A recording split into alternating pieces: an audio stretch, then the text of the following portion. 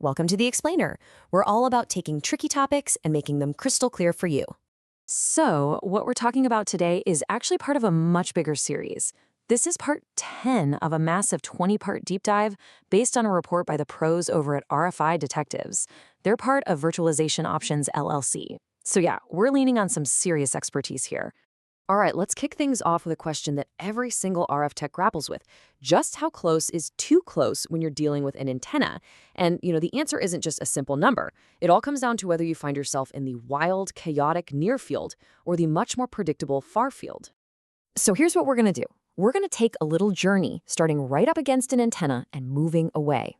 We'll look at what these antenna fields even are. Then we'll dive headfirst into the chaotic near field before we break out into the nice, orderly far field. And yeah, we'll even figure out exactly where that boundary line is and wrap it all up with why any of this actually matters in the real world. All right, let's get right into it. We've got to start at the very beginning, the source of it all, the antenna. This is where every single radio wave is born.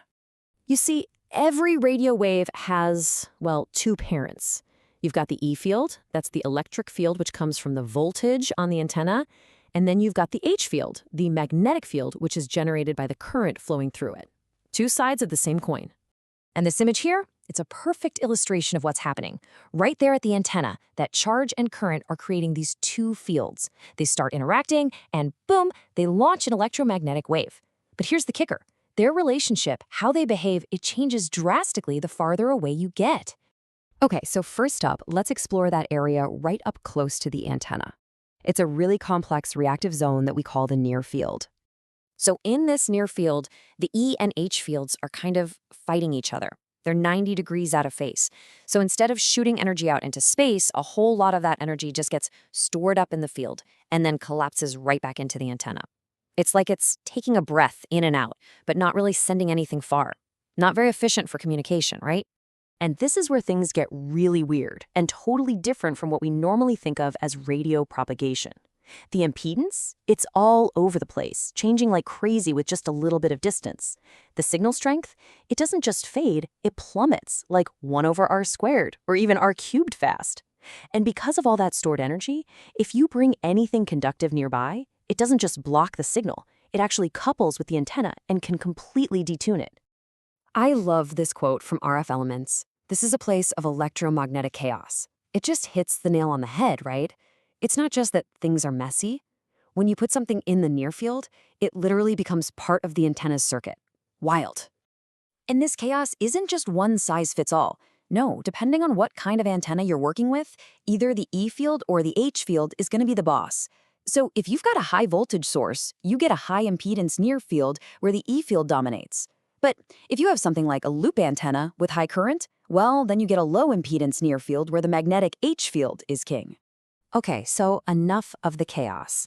Let's step away from the antenna, move into the far field, and see how things get a whole lot more predictable. Once that wave gets some distance, it's like it finally grows up. Its behavior just settles down and becomes super consistent and predictable. This is the far field, or the Fraunhofer region if you want to get technical, and this is where real radio communication actually takes place. This picture shows that transformation perfectly. Up close, the wavefront is this complex, curving sphere expanding outwards. But once you get really, really far away, any little piece of that sphere you look at is basically a flat, simple plane wave. It's just a matter of perspective. And that's the key takeaway here. In the far field, everything just works. The E and H fields are now perfectly in sync, they're in phase, and they're perpendicular to each other and to the direction the wave is going. The impedance? It locks in at that beautiful, constant 377 ohms of free space. Signal strength fades in a nice, predictable way, just 1 over r. And finally, the antenna's radiation pattern is stable. You know what you're getting. Okay, so we have this chaotic near field and this orderly far field. The big question is, where's the line? Where does one end and the other begin? Well, there's actually a formula for that, and it's called the Fraunhofer distance. It's a rule of thumb for figuring out where the far field starts. You take the largest dimension of your antenna, we call that D, you square it, multiply by 2, and then divide the whole thing by the signal's wavelength. That's the boundary you absolutely need to have in your back pocket. And this table really brings that formula to life. I mean, look at the difference here. For a little 30-degree horn antenna, the far field could start at just a couple of meters. But for a big 20 dBi patch array, you might need to be more than 20 meters away. It really drives home that it's all about how big the antenna is relative to the wavelength. So why do we care so much about this boundary? Well, this isn't just some textbook theory. Knowing where that line is has a huge impact on how you design, test, and troubleshoot RF systems every single day. Think about it. Anytime you need a stable, predictable signal, which is most of the time, you've got to be in the far field. That's why you can't measure an antenna's radiation pattern when you're standing right next to it. It's why all your link budget calculations are built on far field assumptions, and obviously any kind of long-range communication is happening deep in the far field. But on the flip side, sometimes you do care about the near field. If you're hunting down some bizarre interference problem, chances are it's a near-field coupling issue.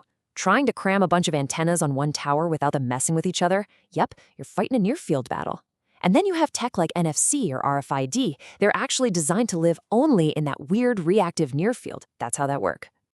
So the takeaway here is really simple. Where you are in relation to the antenna changes the rules of the game completely. You gotta know the region to know the rules. Near field is all about coupling. Far field is all about communication. Simple as that. And that brings us to a really big challenge for modern RF engineering. It's one thing to say, oh yeah, the far field is out there.